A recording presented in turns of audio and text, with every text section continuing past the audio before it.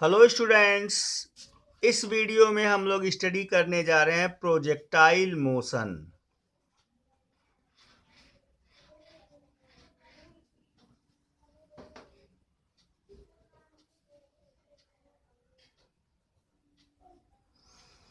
Whenever any object is projected in upward direction different to vertical direction, making any angle with the horizontal line, this type of motion is called projectile motion. In this motion, the body moves at a curved path under the action of acceleration due to gravity. जब किसी भी object को earth surface से या किसी horizontal surface से surface के साथ कुछ एंगल बनाता हुआ अपवर्ड डायरेक्शन में फेंका जाए तो वह object under influence of acceleration due to gravity एक कर्व पाथ पे मूव करता है। इस मोशन को प्रोजेक्टाइल मोशन कहते हैं।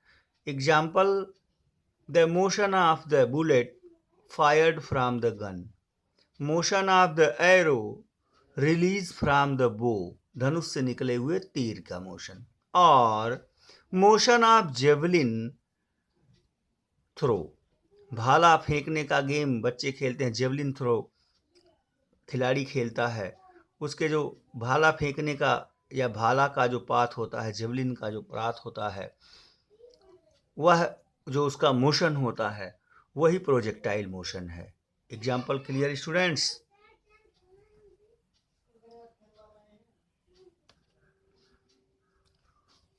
When an object is thrown from earth's surface in upward direction different to the vertical, एकदम वर्टिकल डायरेक्शन से डिफरेंट किसी डायरेक्शन में जब फेंका जाए, यानी अर्थ सरफेस से किसी एंगल पे फेंका जाए, it moves under influence of acceleration of gravity on a curve path. कैसे पाथ पे वो चलता है? कर्व पाथ पे। This type of motion is called projectile motion. Example है, the motion of bullet shot from gun, the motion of javelin. Javelin means भाला फेंकने का खेल आप देखते हैं, खिलाड़ी भाला फेंकता है, जेवलिन फेंकता है, उसका मोशन प्रोजेक्टाइल मोशन होता है। Motion of bomb drop from airplane, aeroplane से जब कोई बॉम्ब गिराया जाता है तो उसका मोशन प्रोजेक्टाइल मोशन होता है। अब हम पढ़ेंगे पहला केस, जब हम किसी ऑब्जेक्ट को अर्थ सरफेस से फेंक रहे हैं और इनिशियल और फाइनल पोजीशन दोनों अर्थ सरफेस पे हो, जिस हॉरिजेंटल से उसे फेंका उसी हॉरिजेंटल पे आके वो ड्रॉप हुआ। जैसे मान लिया हम जमीन से फेंके और कुछ दूर जाके वो जमीन पे ही गिरा। जैसे बल्ले से आप जब 6 थ्रो करते हैं, 6 का शॉट मारते हैं, तो एकदम प्रोजेक्टाइल मोशन वो करता है, जमीन से उठता है और फिर जमीन पे ही बाउंड्री के बाहर जाके गिरता है। ये मोशन प्रोजेक्टाइल मोशन है स्टूडेंट्स। इस तरह के केस का डिस्कशन करेंगे। तो मान लिया कोई ऑब्जेक्ट अर्थ सरफेस से किसी एंगल पर फेंका गया और इस प्रकार के पाथ पे वो मोशन करता है। इस प्रकार का कुछ उसका पाथ होगा स्टूडेंट्स, इस प्रकार का पाथ होगा उसका। एक कर्व पाथ पे वो मूव करेगा और ये एक्स एक्सिस है, ये वाई एक्सिस है, ये हॉरिजेंटल डायरेक्शन है और ये वर्टिकल डायरेक्शन है स्टूडेंट्स। ये वाई एक्सिस है और ये एक्स एक्सिस है, ये हॉरिजेंटल डायरेक्शन है और ये वर्टिकल डायरेक्शन है। ऑब्जेक्ट को वर्टिकल डायरेक्शन में नहीं फेंका गया, इससे कुछ अलग डायरेक्शन में, अर्थ से कुछ एंगल पे, तो इनिशियल वेलोसिटी का जो डायरेक्शन होगा वो इसके टेंजेंशियल यहाँ कहीं होगा, इसके टेंजेंट के एलांग स्टूडेंट्स यहाँ कहीं इनिशियल वेलोसिटी का डायरेक्शन होगा। बॉडी की जो इनिशियल वेलोसिटी u होगी वो यहाँ से इस डायरेक्शन में उसे फेंका गया। ये इस कर्व के टेंजेंट के एलांग उसकी इनिशियल वेलोसिटी का डायरेक्शन होगा। अब अगर हम इनिशियल वेलोसिटी को अब ये एंगल थीटा है, इनिशियल एंगल थीटा है, जिस एंगल पे उसे थ्रो किया गया ये एंगल थीटा है। अर्थ सरफेस से किसी एंगल थीटा पे उसे फेंका गया है। अब वेलोसिटी के यहां दो कंपोनेंट हो जाएंगे। पहला वर्टिकल कंपोनेंट स्टूडेंट्स, जो वाई एक्सिस के एलांग या वर्टिकल डायरेक्शन में होगा, यहां ये कंपोनेंट वेलोसिटी का यू आई, और दूसरा कंपोनेंट इस डायरेक्शन में, हॉरिजॉन्टल डायरेक्शन में, मैं यहां ग्रीन पेन से लिख देता हूं, इस डायरेक्शन में यू एक्स। ये इसका हॉरिजॉन्टल कंपोनेंट होगा वेलोसिटी का, और ये इसका वर्टिकल कंपोनेंट होगा। स्टूडेंट्स, इस कंपोनेंट के नाते ऑब्जेक्ट वर्टिकल डायरेक्शन में मोशन में रहेगा, और इस कंपोनेंट के नाते वो हॉरिजॉन्टल डिस्टेंस कवर करता है। जैसा कि आप देख रहे हैं कि उसका इनिशियल पोजीशन ओ यहाँ है, यहाँ से वो प्रोजेक्ट किया गया, और फाइनल या ए मान लो, या फाइनल पोजीशन जो बी उसका है वो यहाँ है। तो उसने इस डायरेक्शन में भी डिस्प्लेसमेंट कवर किया, वर्टिकल डायरेक्शन में भी, और हॉरिजॉन्टल डायरेक्शन में भी डिस्प्लेसमेंट कवर किया। अर्थात एक साथ वो दोनों डायरेक्शन में मूव कर रहा है। इस तरह का मोशन इन प्लेन होता है। यू एक्स के नाते, जो वेलोसिटी का कंपोनेंट यू एक्स है, इसके नाते उसका हॉरिजॉन्टल डिस्प्लेसमेंट हुआ, और यू आई के नाते उसका वर्टिकल डिस्प्लेसमेंट हुआ। Clear students? ये प्रोजेक्टाइल मोशन है। मान लिया किसी टाइम टी पर वह ऑब्जेक्ट इस पॉइंट पी पे पहुंच गया, यहां किसी टाइम टी पर पी पे पहुंच गया वो, जिसका कोऑर्डिनेट x, y है, इस पॉइंट का कोऑर्डिनेट, और टी टाइम बाद की वेलोसिटी को आप v से डिनोट करते हैं। तो इस पॉइंट पर वेलोसिटी का क्या डायरेक्शन होगा? यहां खींचे गए टेंजेंट के अलोंग यहां होगा स्टूडेंट्स, यहां ये इसके वेलोसिटी v का डायरेक्शन हो जाएगा टेंजेंट के अलोंग। लेकिन जो हॉरिजॉन्टल वेलोसिटी उसकी होगी वो यहां होगी। कंपोनेंट करेंगे अब, ये vx हो जाएगा, और वर्टिकल वेलोसिटी उसकी vy यहां हो जाएगी।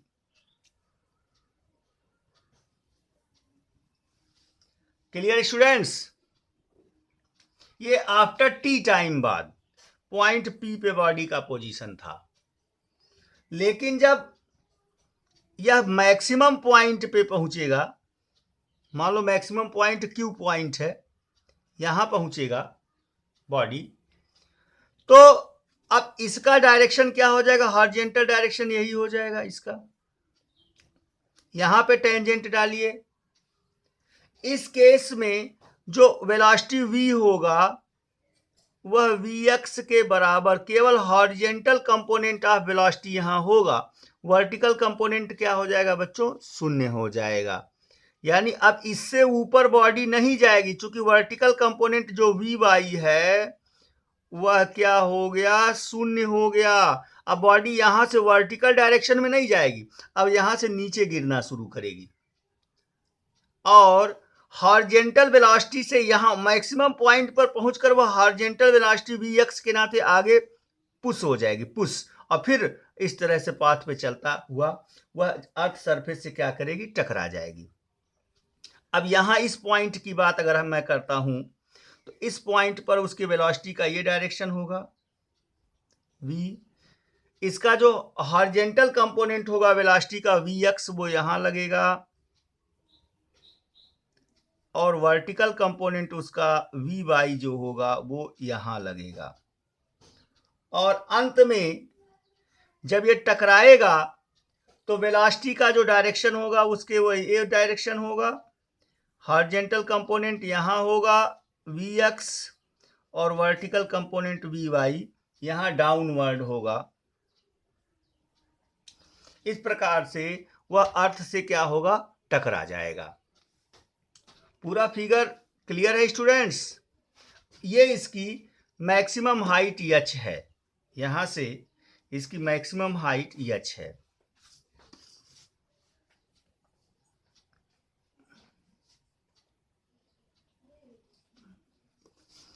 एक बात और ध्यान देंगे आप लोग,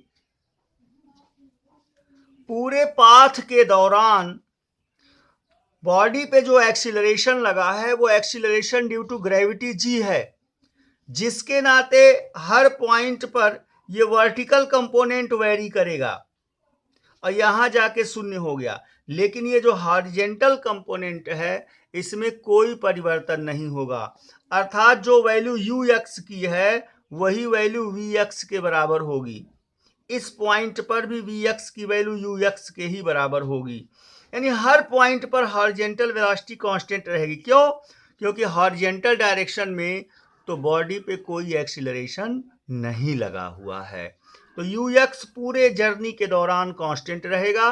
वेरी कौन करेगा? वी वाई, चूंकि जो एक्सीलरेशन ड्यू टू ग्रेविटी है वो वर्टिकली डाउनवर्ड लगा है, तो यह वर्टिकल कंपोनेंट को हमेशा क्या करेगा? प्रभावित करेगा। आधी जर्नी के दौरान यह वर्टिकल कंपोनेंट को कम करेगा, क्योंकि ऊपर जा रहा है बॉडी, एक्सीलरेशन निगेटिव लगेगा, रिटार्डेशन लगेगा, लेकिन शेष आधी जर्नी के दौरान फिर वह वर्टिकल कंपोनेंट की वैल्यू को क्या करेगा? बढ़ाएगा या सपोर्ट करेगा, पॉजिटिव एक्सीलरेशन क्रिएट होगा। अब हम पढ़ेंगे पाथ ऑफ प्रोजेक्टाइल। तो सबसे पहले path of projectile.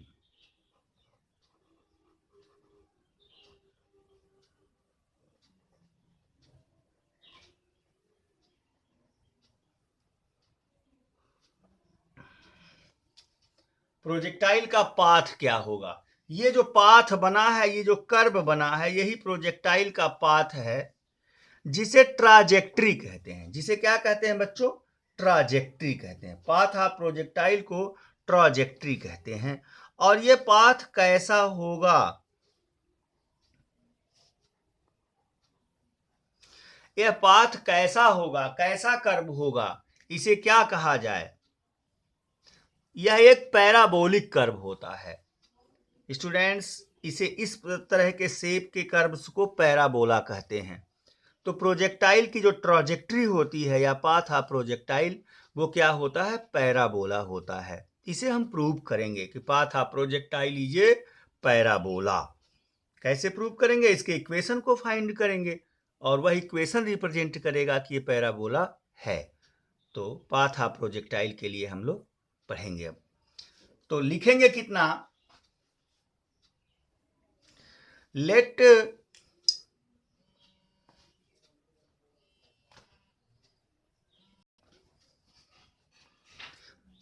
an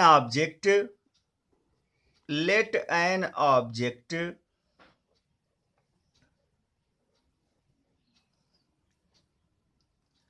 is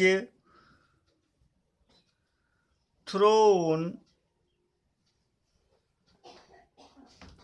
with initial velocity u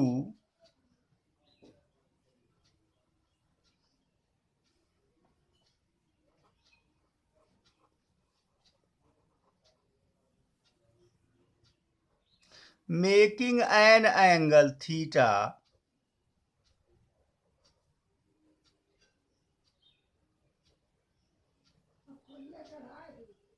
with horizontal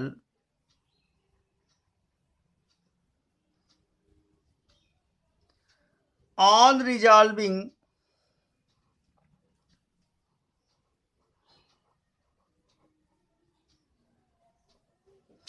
velocity u into two components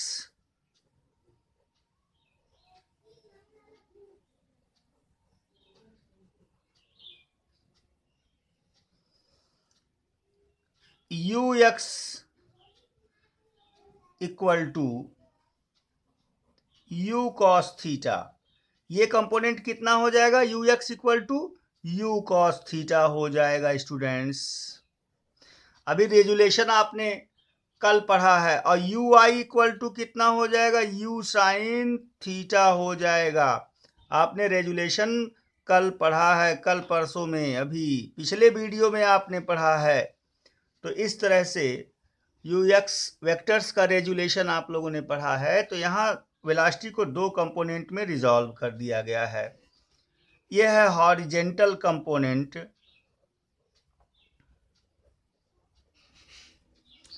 और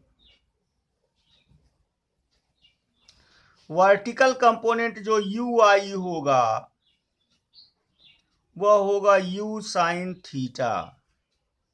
यह है vertical component.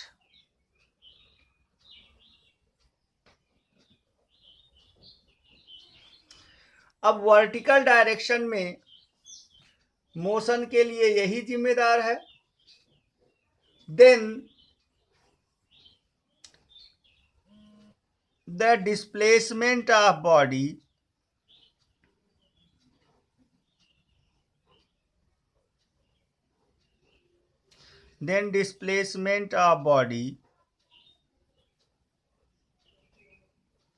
in horizontal direction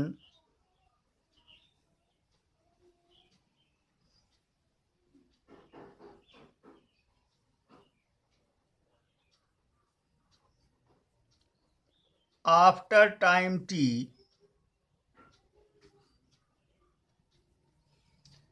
अब टी टाइम बाद यहां बॉडी का पोजीशन क्या था स्टूडेंट्स, पी था, ये पी था। तो इसका जो हॉरिजॉन्टल डिस्प्लेसमेंट होगा, ये बॉडी पी पॉइंट पे थी यहां, तो इस पॉइंट का अगर कोऑर्डिनेट x, y हो तो हॉरिजॉन्टल डायरेक्शन में यहां से यहां तक कुछ नाम दे दीजिए, यहां यम दे दीजिए। तो जो पीएम होगा वो x हो जाएगा, और जो सॉरी ओएम जो होगा वो x हो जाएगा, जो पीएम हो जाएगा वो क्या हो जाएगा, y हो जाएगा। After time T position p था, तो इसका जो डिस्प्लेसमेंट हॉरिजॉन्टल होगा वो o से m तक हो जाएगा, अगर इसका कोऑर्डिनेट x, y हो, और वर्टिकल डिस्प्लेसमेंट कितना हो जाएगा, y हो जाएगा। तो अब हॉरिजॉन्टल डिस्प्लेसमेंट के लिए जिम्मेदार कौन सा वेलोसिटी है, यू एक्स है, जिसे यू कॉस थीटा कहेंगे। और वर्टिकल डिस्प्लेसमेंट के लिए कौन जिम्मेदार है, यह है। चूंकि हॉरिजॉन्टल डायरेक्शन में जो वेलोसिटी का कंपोनेंट है वो वेरी कर नहीं रहा है, तो यह यूनिफॉर्म वेलोसिटी का एग्जांपल हो गया। और यूनिफॉर्म वेलोसिटी के लिए distance equal to speed into time formula लगता है। तो x equal to u cos theta into t. Clear students. तो t इक्वल टू कितना हो जाएगा, u कॉस थीटा को इधर ट्रांसफर करेंगे तो t equal to x upon u cos theta हो जाएगा। यानी t टाइम बाद यहां से यहां तक पहुंचने का जो टाइम इंटरवल है वो x upon you cos theta हो जाएगा। ये पहली बात हो गई, इसे आप फर्स्ट सिचुएशन मान लीजिए। एंड अब वर्टिकल डिस्प्लेसमेंट की अगर बात करोगे y को, तो वह एक्सीलरेटेड मोशन है, और फार्मूला क्या लगेगा, h equal to u t minus half g t square. इस फार्मूले से उसे लिखा जाएगा। एंड वर्टिकल डिस्प्लेसमेंट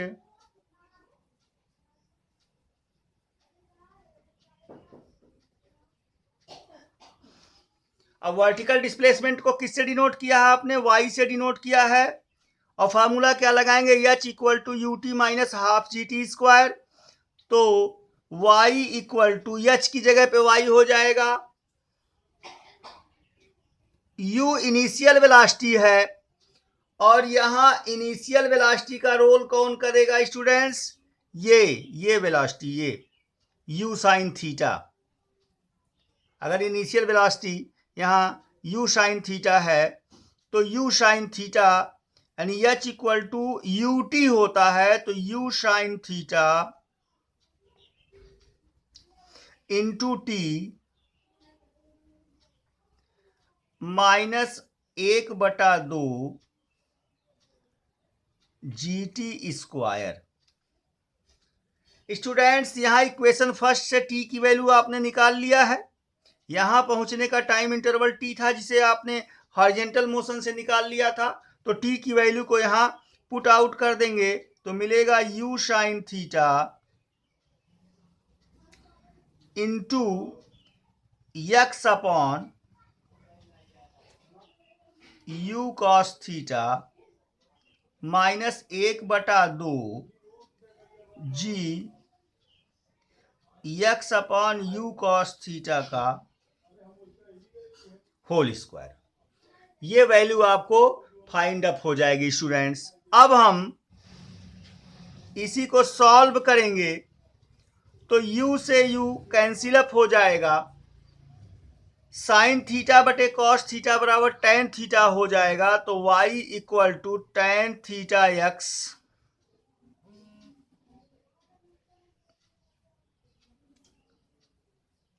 देखो साइन थीटा बटे कॉस थीटा बराबर टेन थीटा, u से u कैंसिल हो गया और x रहेगा माइनस 1/2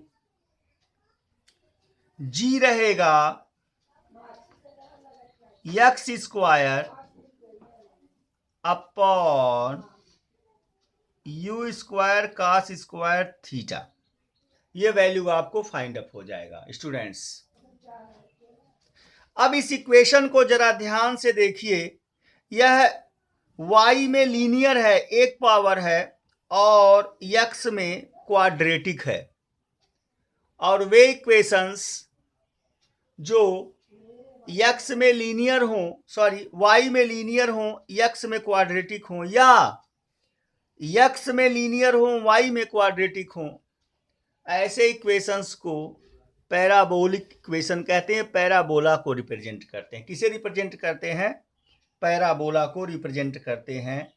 तो इससे स्पष्ट हुआ इस इक्वेशन से कि जो प्रोजेक्टाइल का पाथ होता है वो क्या होता है? पैराबोला होता है। और यह प्रोजेक्टाइल की ट्राजेक्ट्री का इक्वेशन है students. y equal to tan theta into x, y equal to tan theta x minus half g x square upon u x square cos square theta, u square cos square theta. So which represent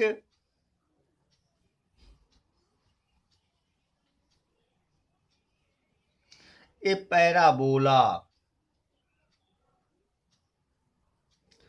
so path of projectile